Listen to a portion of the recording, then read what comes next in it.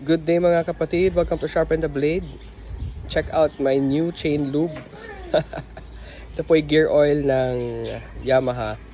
And since po na kami lumipat dito sa Quezon Province, ay naiwan po dun sa dati naming apartment yung aking mga accessories saka pang mga maintenance ng ating bisikleta. Pinasok po kasi yung aming apartment ng mga so-called representative ng buyer ng building. So marami kaming property doon na naiwan. And then was assigned to Quezon Province for ministry. After nung mangyari yung mga bagay na. So hindi na ako naghabol. And too bad, naiwan doon yung aking mga gamit.